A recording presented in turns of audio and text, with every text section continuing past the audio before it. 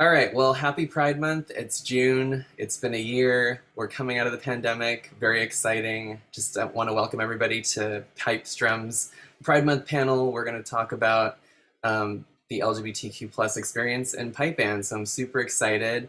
As we all know, Pride Month is a time to celebrate being your authentic self. It's also a time to reflect on, the progress that's been made in the lives of LGBTQ plus people, and also looking forward to like how we can continue that progress and make it better for folks every day to just be who they are, without any fear or any repercussions. So just starting here, for those who may not know what LGBTQ plus stands for, the letters stand for lesbian, gay, bisexual, transgender, and then the Q can mean queer or questioning.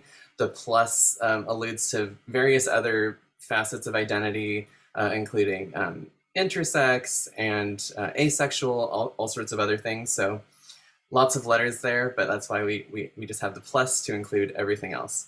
Also just want to take a moment to make the distinguish the difference between sexual orientation, which is who you're attracted to, which is the lesbian, gay, bisexual piece, also part of the queer umbrella of all things, but to make the difference between that and gender identity, which is kind of how one sees themselves in terms of gender and kind of their own sense of what their identity is. So that encompasses the transgender experience, non-binary, and gender non-conforming folks. So everything falls again under the umbrella of the queer spectrum and the queer identity, but like there's two different pieces of that. So just a little note there. We're super lucky to have an amazing panel of musicians from the pipe band world here with us to talk about this today and to share some very real stories. So I just want to start out by, thanking you all for being here to share those vulnerable stories and to be, very real and authentic. And I know that some of these stories aren't easy to retell. They can be, awkward to retell, but I think it's super awesome that we have this platform to share the stories and for folks to hear kind of what it's been like. So thank you for that. So let's just get started with some introductions. I'll start with myself. My name is Trevor Takahashi. I use the pronouns he, him, and his. I identify as a gay man. I also go by queer is fine. And as far as piping, I got started in high school at Granada Hills High School, and then, kind of went on to join the Pasadena Scots when they were founded in 2006. I became the pipe sergeant and then the pipe major. And then, since then I've been running Pasadena Scots until last year. And then just as of this year, started the City of Angels Pipe Band in Los Angeles. And I'm gonna toss it over to Leilani. Hi, my name is Leilani Lucas. I go by Lay for short. My pronouns are they, them. I identify as trans-masculine, non-binary, queer, gay. For those of you who may not know, non-binary is somebody who identifies as a combination of male and female or neither. So really outside of the gender binary. I am also from Los Angeles and got my start in drumming also at Granada Hills Charter High School, same as Trevor, but different time frame, and went on to play with Pasadena Scots as well, and played in their grade 3 band and was also the drum sergeant for the grade 5 band for a bit. And now I'm going to be playing with Trevor in the City of Angels Pipe Band, and I'm really excited to start that.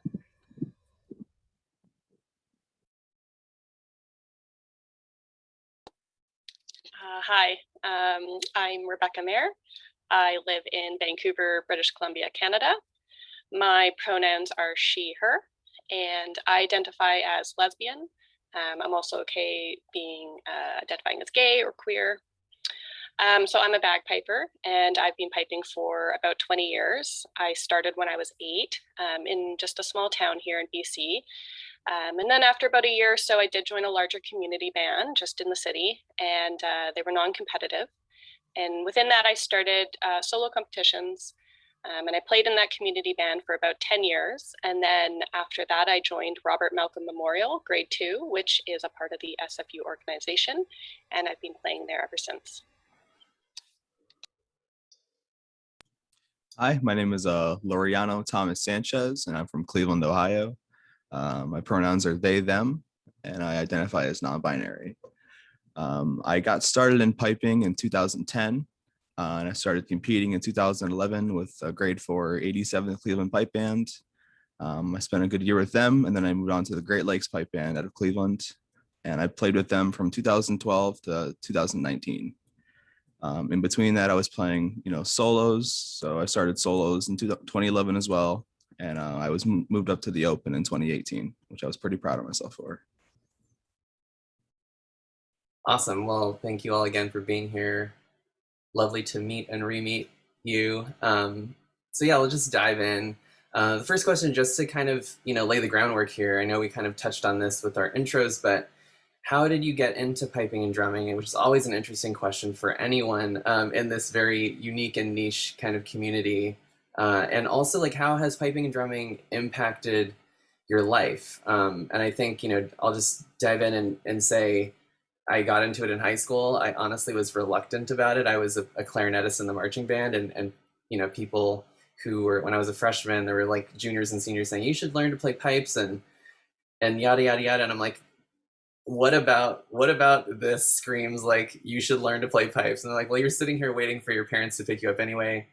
You should just pick up a chanter and learn the scale. And then, it was kind of, as we all know, like once you kind of, that happens, like there's no going back ever in life, and you just, you get hooked and you can't stop.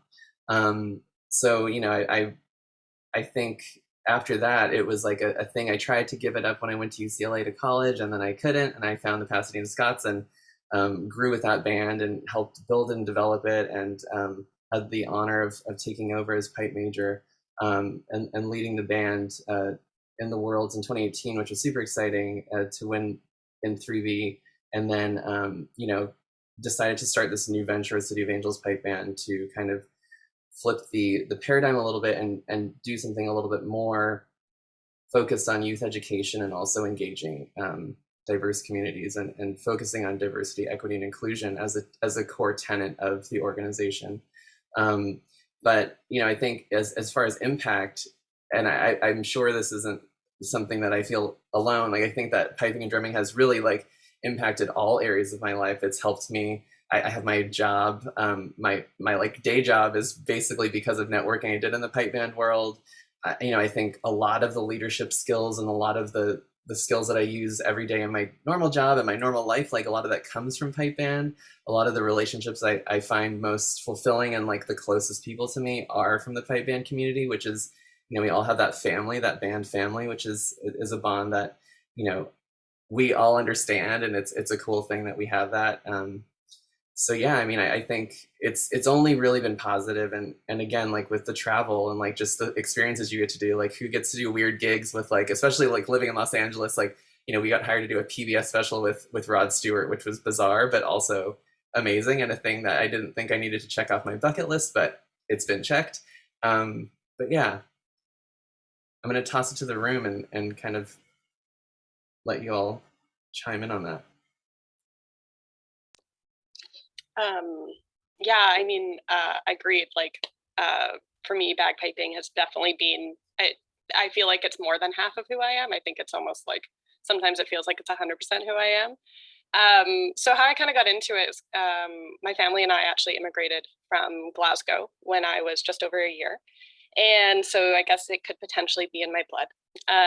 But the story goes is that I was about 8, and the local pipe band in my town, they would play all the local parades. And I guess just one day I looked at my mom and I said, I want to learn. So she set it up for me, which was great. And I did stick with it, which is also great. What's kind of a cool thing I got to experience is that my dad actually ended up learning bagpipes a little bit later, and my mom became a side drummer, and my sister for a while was a tenor drummer. And yeah, like we all, because I guess my whole family, we did join a pipe band together. And so I got to share such a huge part of my piping experiences with my parents. My sister didn't stick to it too long. She became too cool. But, that's something that I think back then I didn't appreciate as much as I do now when I look back on it. They've retired their instruments now, but being able to do performances and gigs with them was a really, really cool experience for me. And I did that for about 10 years with them, and it definitely kept us close as a family. So it was great because I had my pipe family, but I also got to have my actual family there with me. But yeah, I mean, I really don't fully know who I would be or what I would be doing if I never picked up bagpipes, and I'm always grateful that I did. It gave me a lot of confidence as a person, being able to stand up in front of judges and crowds and play, and you're revealing kind of, it's vulnerable, right? You don't want to mess up. But I would never change that path ever. Yeah, there's also something about having confidence with like playing in front of people, because I know when I put like the snare harness on and I'm playing, it's like a different level of confidence. I don't know where it comes from, but it's there. But yeah, I got started because a senior in high school came up to me as a freshman and was like, do you want to join pipes and drums? And I was like, I don't know what that is. And I'm thinking like somebody's going to go to Home Depot and get like plumbing pipes and we're going to be like stomp for like the Blue Man Group. And I was like, that sounds like fun. And I was also trying to get into the drum line at the time. But I was like, if it'll help me get into the drum line, I'll join. So I showed up to a practice and there were bagpipes and I was like, we have bagpipes? I've never seen one in person. So yeah, I got into that, was the drum sergeant throughout high school. And that was a really cool experience in like leadership and everything. And then I took a break for about 2 years after high school. And I was like, there's something missing. I don't know what it is, but an old friend of mine had brought me back into it in 2014. And so that's when I joined Pasadena Scots. And the first actual gig I had with Pasadena Scots was actually a Pride Parade. But yeah, so from then on, like definitely I wouldn't have like the friendships that I have today without the bagpipe community and everything and drumming. And, you form such a strong bond with everybody because you're all in sync and all in tune playing like all of this music, and you have to be in sync. So there's something to be said about that. And like the travel and going to Glasgow for the first time, like 10 years after I'd started, I never would have guessed I would be there in Scotland. So just really incredible experiences that I've had over the years with them. Yeah, talking about the confidence that it gives you is like, I mean, when I have my bagpipes on stage, I feel like a different person. If you put me in front of a room to talk in front of 20 people just to talk, I'm shaking, I'm quivering because I hate talking in front of people. But you put me and my bagpipes in front of hundreds of people and it's like, oh, this is fine. I'm just have to play my bagpipes, right?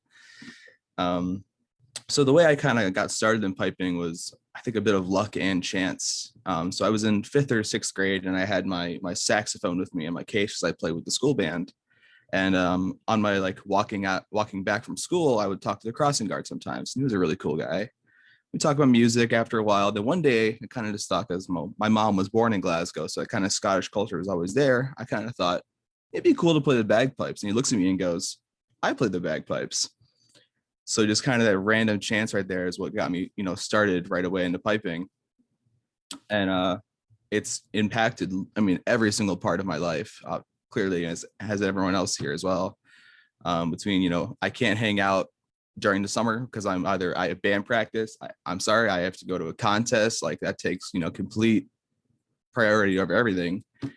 And then how it interacts with like your normal life. When you introduce pipe band people to like your normal like life friends, it's kind of weird because it's like, this is two distinctly different groups of your life come together. And it's always like, kind of been amazing to me to see that.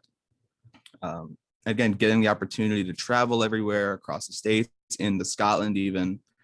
I just never expected that, when I'm playing Scots Will Hey on the practice chanter a million times, because that's all I know. And just thinking all those years later, practicing, it gets you there. Yeah, so it's had a profound impact on my life and it's all been pretty positive. Awesome. Well, I really I feel like we touched on another nugget here that we're gonna have to talk to Pipes Drums to do a second panel or something, because of this whole confidence aspect and like the putting on of the instrument and uniform. Like I mean, this is a whole other conversation about like we could equivalate this to or it's the same as drag basically. It's like you have a different persona and like you find a piece of confidence in that to create a separate identity and have this art form. But anyway, I digress. Let's continue on to the next question.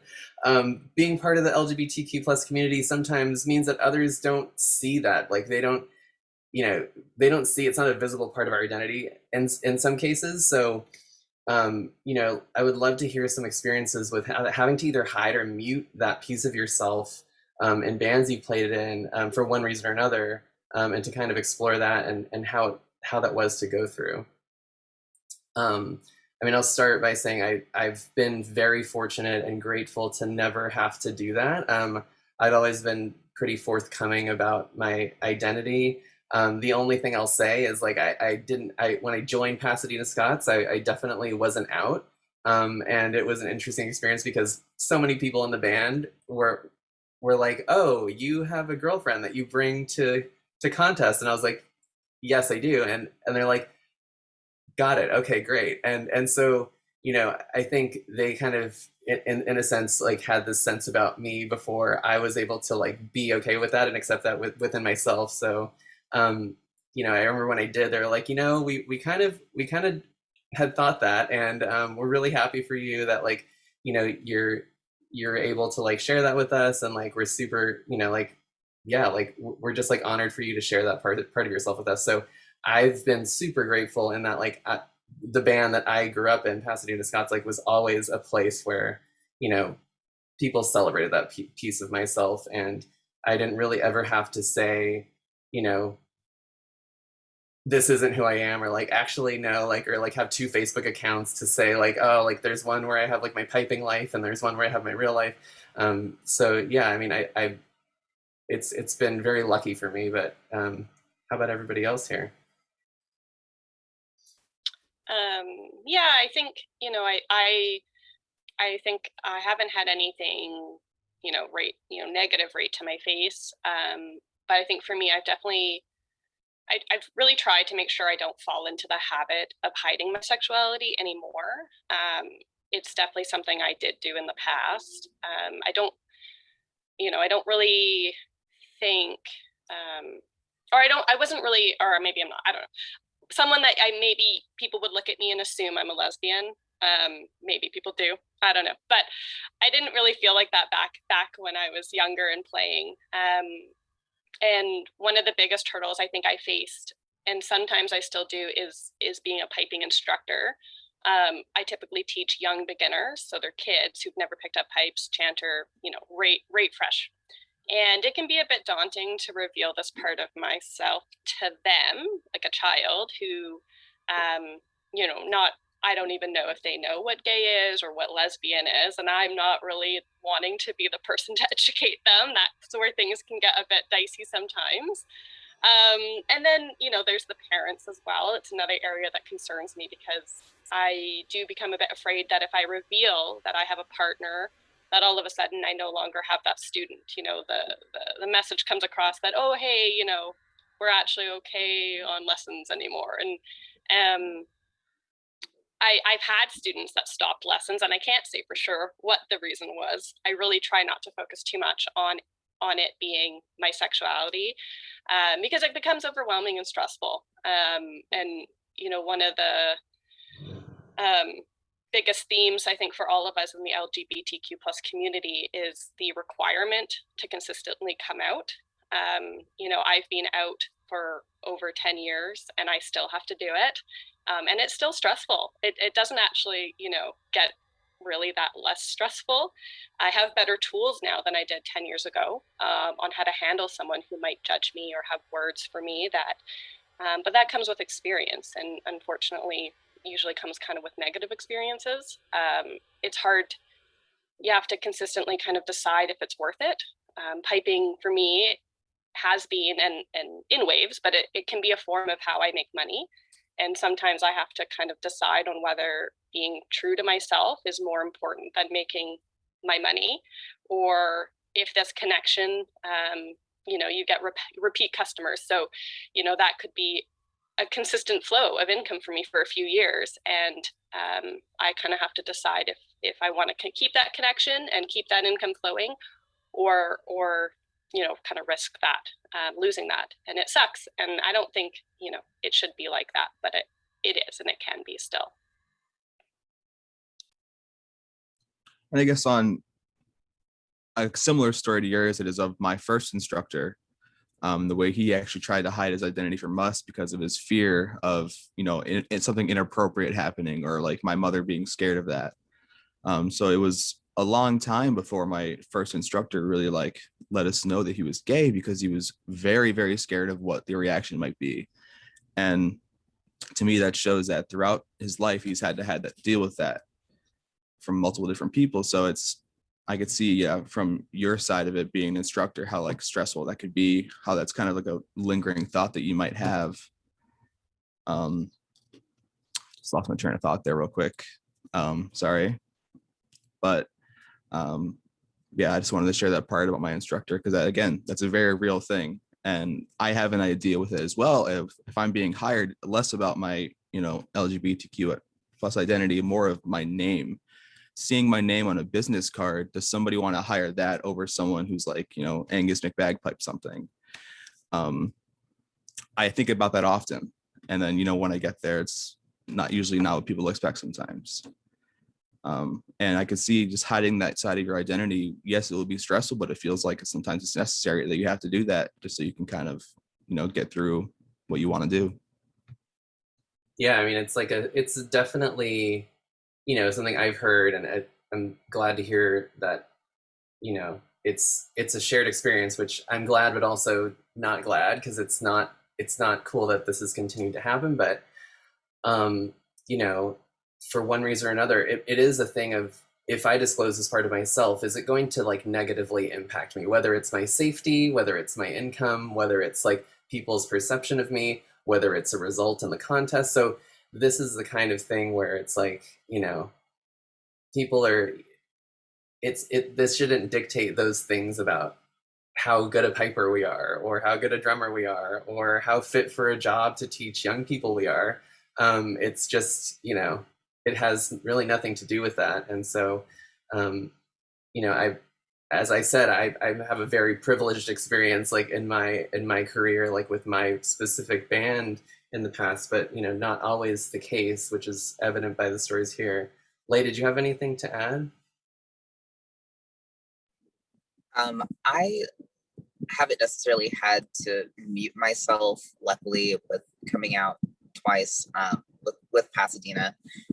My only thing is, when I did come out as trans and non-binary, I was more afraid of that, because I didn't know how people would react. I also, at the time, in Southern California, didn't know anybody else who also identified as trans or non-binary, at least that I can think of, off the top of my head. So I think after a while of, giving people a time of adjustment, and me telling them, hey, my pronouns are they, them, please don't use she, her, or anything else. It really, I gave them about a year or so, after trying to politely correct people. And then there were a few people who just never changed my pronouns, So after a while, I kind of gave up trying to tell them, hey, please don't call me she, her, or anything else like that. That's, or really gender me.